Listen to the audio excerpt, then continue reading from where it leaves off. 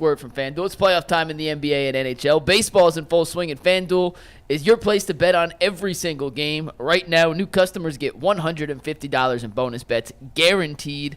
That's $150, win or lose. You can bet on everything from slap shots to home runs and slam dunks, all on an app that is safe, secure, and easy to use. So what are you waiting for? Just visit FanDuel.com/UCSS and make your first bet an automatic win. FanDuel, America's #1 sportsbook. We mentioned it earlier, but the Browns have a first-round pick in 2025 for the first time in 3 years. For now. Or first time in 4 years, excuse me. Yeah. They lost 3 in the Deshaun Watson trade. That trade is now complete. The Texans have used all the picks they received from the Browns. And I'm going to read to you the players they selected with the picks they got from the Browns in the trade. Stevie, take tag board full. The 2022 first-round pick they used was on Kenyon Green, an offensive guard. The 2022 fourth-round pick was on Dameon Pierce, a running back. They used the Browns' first-round pick in 2023 as part of their trade-up to select Will Anderson Jr. They took Tank Dell, the wide receiver, in the third round of the 2023 draft. They used the 2024 first-round pick they received from the Browns to trade back, and they turned that first-round pick into second-round pick Kamari Lassiter and sixth-round pick Jamal Hill. And then they used the 2024 fourth-round pick on Caden Bullock, according to Adam Schefter. Knowing what the Browns lost in theory via those picks given to Houston, and knowing what we know through this point of Deshaun Watson's Browns career, does seeing those picks have tangible names attached to them now change for better, for worse, or nothing at all the way you feel about the overall trade for Deshaun Watson? I'm going to be honest with you. Earl? For me, it don't change a damn thing. I think I still make the trade. When I first seen this and I looked at the completed list and I seen the players drafted, I'm a little biased. I'm a Northeast Ohio kid from Cleveland, Ohio. I tend to cheer from people that's from my area. Nick Caserio, is a dog. You know what I mean? That's what people from Ohio do. We do dog things. And so when you look at guys like Tank Dell and Will Anderson Jr. and all those players, those guys are both home runs. Those are great picks, right? But those were picks that was made by a great GM. It's hard to really say what would have happened if we owned those picks. Who's to say that Andrew Berry would have drafted those same players? Well, he wouldn't have. Right? Or if those same players would have been developed. But I guess what you're doing is you're saying, now that we know the names, you're saying this is the caliber of player we could have had. I get that. It's just hard for me to go apples for apples and say, okay, I wouldn't have made the trade, because we just got finished talking about, coaches here inside our organization developing players. Just who's to say if, hypothetically, if those same dudes was on the board and we drafted them, that they would have been developed the same way here. Or if Andrew Berry, based on how this team is being built. All I know is Tank Dell would look damn good in the Browns. And speaking of Tank Dell, man, prayers to you. He was a shooting victim, one of 10 people that was shot outside of a club in Florida. But overall, kudos to the Houston Texans. I think Nick Caserio did a great job of using the assets he got in that trade and building out a good team. It's just hard to say I wouldn't have done it in hindsight, because you don't know how those drafts would have played out if we would have still had those picks. No. For me, we got the quarterback that we felt like was the game changer for us, and we just got to roll with that. It is what it is at this point. I didn't love it then. I mean, I was on record the day after it happened. I was excited that we finally had this, but I hated what we gave up. And today I still hate what we gave up. That is a haul. That is a haul for one player. And the money part of it made it worse for me, because they went ahead and made him the highest paid in terms of guaranteed dollars. So I didn't love that. But just giving up all of those assets, when you do that, I always think back to the Herschel Walker trade. And by the way, I'm not the only one that has compared this to the Herschel Walker trade. There have been others that have said this one could turn out like Herschel Walker. The Herschel Walker trade did nothing for Minnesota. It put rings on a lot of people's fingers in Dallas. And they built a dynasty. I mean, I think they won 3 out of 4. That was just an unbelievable trade haul. And they hit on those picks. And they already had Troy Aikman, who was 1-15 or whatever his rookie season. And then they finally gave him pieces around him. And we saw what happened. I hope, this is my sincere hope, is that after this year, we no longer talk about this as a Dallas, Minnesota type trade. I can tell you this much. Houston's a superpower, and the Browns are not. And I think there are other things that go into that. They got the quarterback right, and that's the biggest thing. But I think Houston's going to be around for a while, and I think it's because of Casario. Quite frankly, it seems like every move they make is perfect. You know, you had the offensive rookie of the year and the defensive rookie of the year. Yeah, that's pretty damn good. And some of that takes some luck, right? Like it does. No, I would feel worse if like the C.J. Stroud pick was our pick, but it wasn't. Right, I agree with you. And so, and you look at that situation. That's because Carolina dropped the ball. You know what I mean? So I just think a lot of things have to play a part. But let me ask you a question, because you compared it to the Herschel Walker trade. To me, I think that the Trey Lance trade was worse than the Deshaun Watson trade. They traded 3 first-round picks as well, and a 3rd-round pick for a dude who was an unproven commodity that played at a small school. Yep. At least we shot the dice and seeing what we can roll. More of a known commodity. With a more known commodity with our 3 first-round picks. So, like, I guess it ties into everything we've been talking about. This whole thing is a crapshoot. When you trade for players, when you draft players, et cetera, you don't know until you get them inside your organization and see how things work out. And I'm also speaking on there's 40% of the hay is in the barn, okay? We've only seen 2 of his 5 years. By week 8 next year, I don't think anyone would ever look at this and say it was a steal for the Browns. I don't think that's ever going to happen. My hope is that it turns out being more of a wash to where the Browns have some playoff success and the Texans do not, because when that trade was made, the Browns were way further along on the continuum of winning than the Texans were. And they've got a playoff win since then, and we don't. This is the perfect analogy. And I got a lot of analogies, but I'm going to give you a personal one. Everybody get their popcorn ready. Now, look, everybody know G. Bush got the Range Rover, right? Guess what? Range Rover engine just blew up. Just blew up, right? It did. So guess what? Think about it. So I'm making car payments. You signed up for it, right? Oh, that is a good analogy. You signed up for the engine blew up. So now what do? You can either take that car, put it in the garage and still make the payment. You can spite yourself and say, I'm not making no payments, and have them come get the car and have your credit be terrible. Or you can go get another car and roll over that payment. Ugh. Now, guess what? When you get another car, you got to roll over that payment. That hurt, don't it? Isn't an option rehabilitating your car? But rehabilitating it for $20,000 in a new engine when it's already, you see? So I'm just giving you, I ain't just making this up on the spot. I'm just giving you the real as we sit here today. So here's how this, you say, G. Bush, what you talk about your car for? Your heart goes out to you. This is about the Browns. Well, guess what? The Cleveland Browns, when they took first overall Baker Mayfield, that was the Range Rover. We thought it was going to go. I thought Deshaun Watson was going to be the Range Rover. Nah, here's where the analogy comes in. That's the Ferrari, man. That's the Ferrari. Because Baker just got paid. But no, here's the thing. Baker, we say, oh God, we got us one. It's running good. It's awesome. But guess what happened? We missed. And did we? Yeah. Oh, we missed. If he ain't, I don't think we did. If he ain't on the team, we missed. Yeah, but. Look what he's done since he left. Let me finish. I think you got the wrong car. No. So when we went and got Baker Mayfield, we thought we was rolling. We won a playoff game.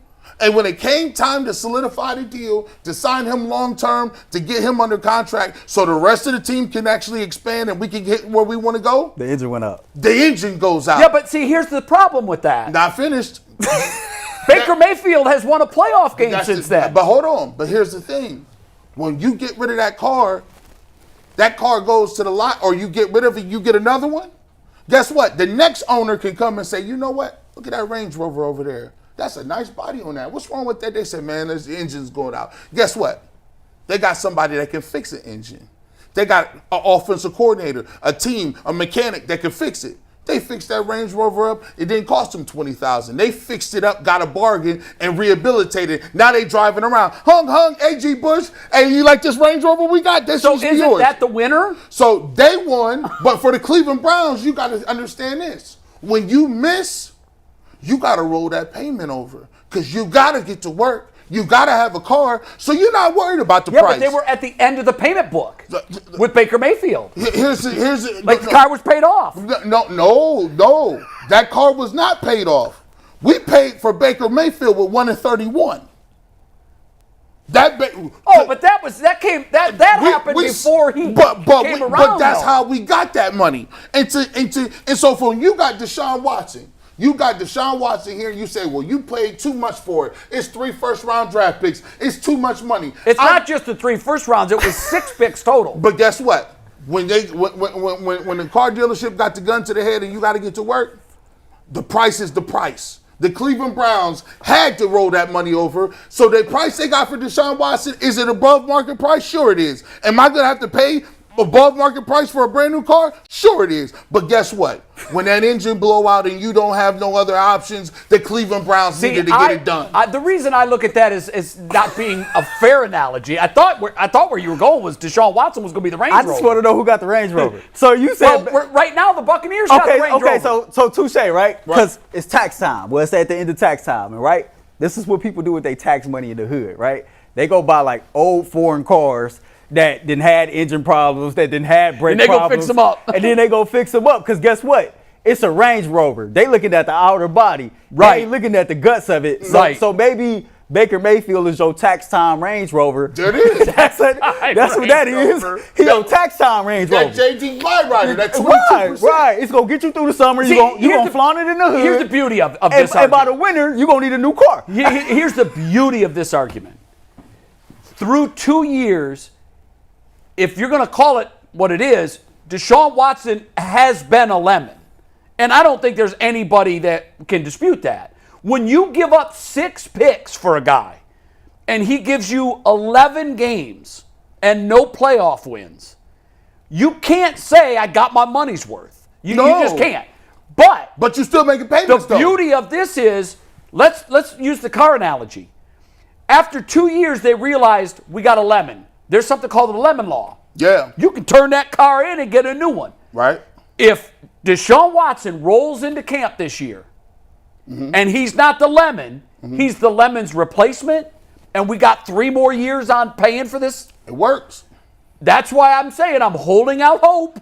Right. I'm holding out hope. You in the car, like, you get in the winter, you turn it on, you like, I hope this start, I hope this start, I hope this start. You know what that feeling is. Yes. Then you also know the feeling when you get that brand new car, I got no worries. Listen, ain't nothing. That boy, that's what we call a Patrick Mahomes. You get in that car, rain, sleet, snow, and I thought when that's the Tesla you drive with no hands right there. When we gave him the guaranteed money, you thought that was Deshaun. That was Patrick Mahomes' money. It was. So I think part of this is the expectations.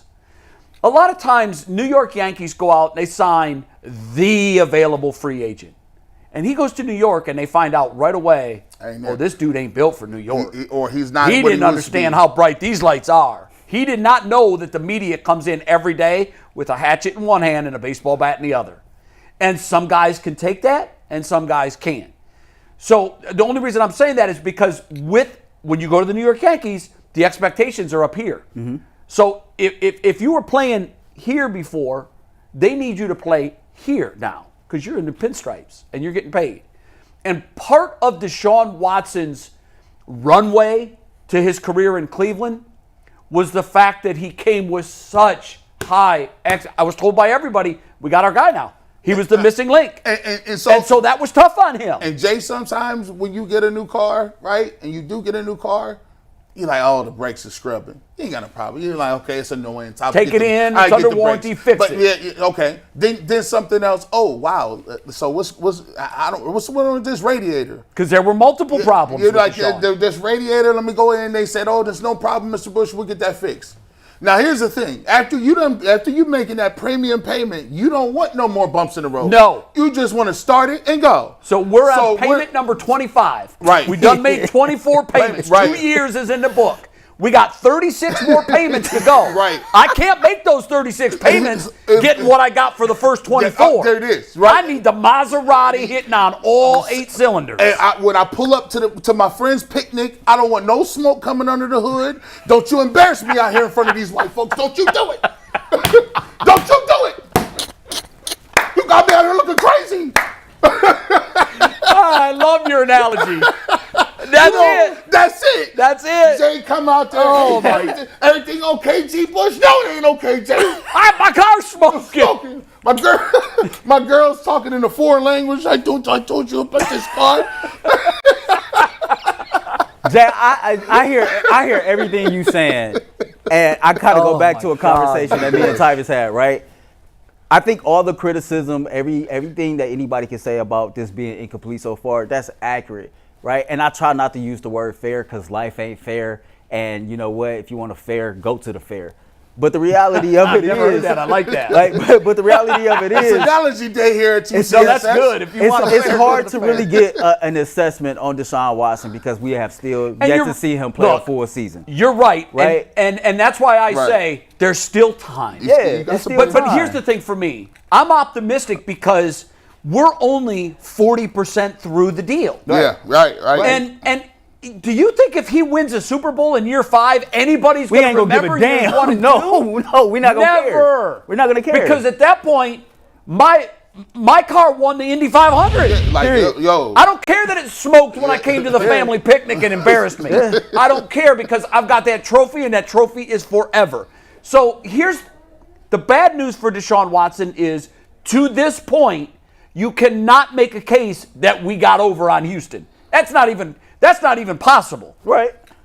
However, if at the end of this journey, he's standing on that podium with red, green, yellow, pink, and blue pieces of confetti falling on his head, we forget years 1, we forget years 2, we forget years 3. It just deliver the prize. And that's it. And that's the good news for Deshaun Watson. And who knows? There's no guarantee that Houston, we've seen teams, Jacksonville, we thought Jacksonville was at the party for good. Yeah, now we don't know no more. Now we know that Jarvis Landry is going to rookie camp for them.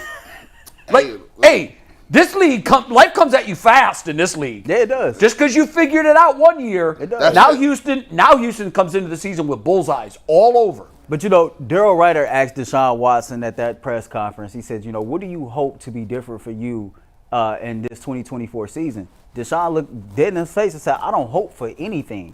I expect to be good, just like this fan base expect me to be good. That's the right answer. Just like my teammates expect me to be good because I'm the starting quarterback that's of the right this answer. football team. So that dude is already locked in, and I immediately thought about comedian / activist Dick Gregory.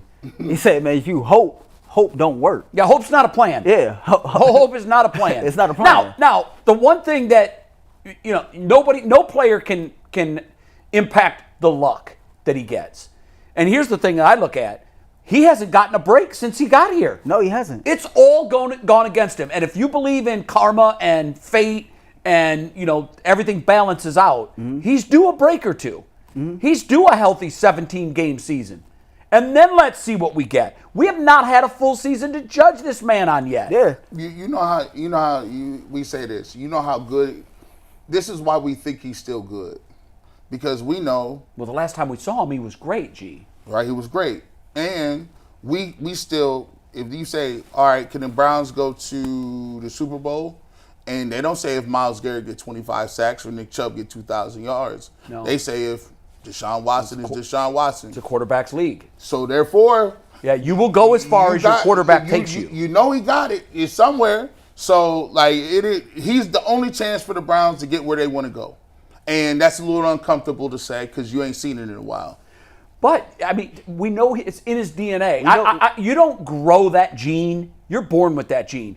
At Clemson, we saw it. Yeah. We saw him do it at the highest level, and we saw shades of it in Houston. Now, I know the thing with Houston is numbers are numbers, but I also need the number to matter. I can't have 4 and 12 with big numbers. I'd rather have a 12 and 4 with mediocre or Minimowski numbers. I would just win, baby. But I mean, But he did that. But here's the thing. I think it's a loaded thing for Deshaun Watson. It's a no-win situation. If he puts up huge numbers, he's still going to be held accountable for the bottom line, which is the wins and losses. However, if they wins and losses, and he don't put up big numbers, he'll take the blame. People will say, "Well, who cares? We could have got them numbers. He did it in spite of him." Yeah, no, you're right. But such is the life of a high-paid NFL quarterback. Hey. You always get the blame. You sometimes get the credit, but not all the time. Mm-hmm. Sometimes you just don't get the credit. Sometimes fans of teams will say, "Well, we won in spite of you." Yeah. So look, give me that 5,000. The bottom line, guys, if he takes this team to a Super Bowl, you can go through Cleveland and everyone will say the trade was worth it. Yep, for sure. Everyone will say the trade was worth it. And I'm gonna tell you, there's other things that he's done. Like when you heard Mary Kay like press him on when he thought the injury might have happened. Yeah. And the fact that injury might have happened 2 or 3 games before we actually saw him for the last time, man, that the guts and the will to go out there and be a leader and still try to put on a performance for your team and for this fan base. And he said in one of his podcasts that 98% of the stuff that they go through, we don't hear about. That's and yet a they fact. still put forth the effort. Yeah. Like those characteristics, plus still knowing that he still has the physical tools to be a great quarterback, like that's my quarterback. We riding with 4. Yeah. That's part of the deal with quarterback. It's always show me the baby. Yeah. Don't tell me about the labor. Show me the baby. Yeah. And hopefully we'll see it this year. All right, Mike. Show me the baby. That's funny.